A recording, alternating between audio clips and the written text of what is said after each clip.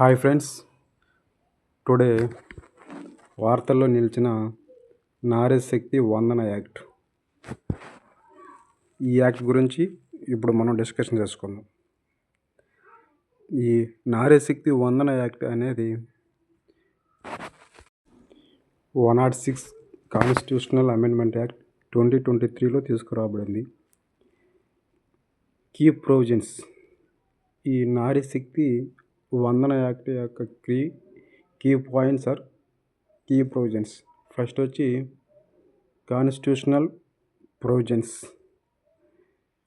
ఇది 2023 106 constitutional amendment act ద్వారా ప్రవేశపెట్టింది. రెండో పాయింట్ వచ్చి scope of reservation. Lok Sabha, state legislative assembly of Delhi 33% of seats for women's. Third వచ్చి ఇంప్లిమెంటేషన్.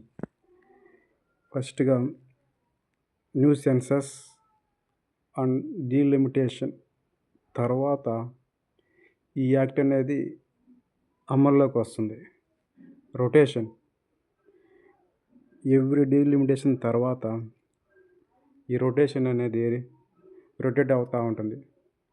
SC/ST reservation. SC/ST వాళ్ళకు మాత్రమే, ఫర్ ఉమెన్స్ 1/3 ఆఫ్ రిజర్వేషన్ వాళ్ళకి కేటాయించబడింది. డ్యూరేషన్. ప్రతి 15 సంవత్సరాలకి ఈ యాక్ట్ అనేది మళ్ళీ తిరిగి ప్రవేశపెడుతుంది. ఎక్సెప్షన్.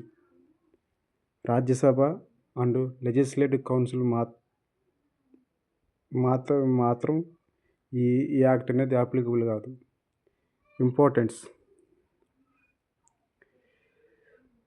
ఫస్ట్ పాయింట్ ఏంటంటే ఉమెన్స్ యొక్క రాజకీయంగా రిప్రజెంటేషన్ చేయడం. ఇండియాలో లోక్సభలో అయితే 15%, లెజిస్లేటివ్ అసెంబ్లీలో అయితే లెస్ దాన్ 10%. సెకండ్ పాయింట్ వచ్చి ఉమెన్స్ యొక్క పార్టిసిపేషన్ ఇంక్రీజ్ చేయటం. తర్వాత ఛాలెంజెస్.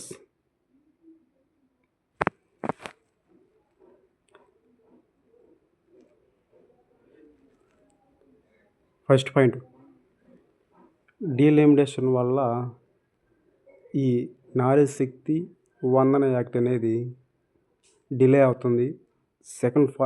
సెకండ్ పాయింట్ వచ్చి ఫియర్ ఆఫ్ ప్రాక్సీ, అంటే ఫ్యామిలీ బ్యాక్గ్రౌండ్. ఒక ఫీమేల్ వ్యక్తి క్యాండిడేట్ని సపోర్ట్ చేసి వాళ్ళ యొక్క మేల్ క్యాండిడేట్ అనే వ్యక్తి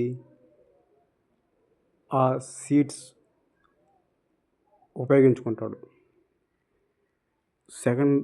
లాస్ట్ పాయింట్ వచ్చి కాన్స్టిట్యూషనల్ అమెండ్మెంట్స్.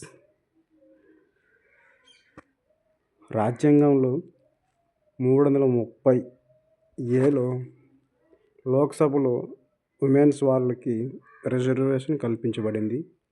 అదేవిధంగా ఆర్టికల్ 332 స్టేట్ లెజిస్లేచర్స్లో కూడా రిజర్వేషన్ ఫర్ ఉమెన్స్ చేర్చబడింది.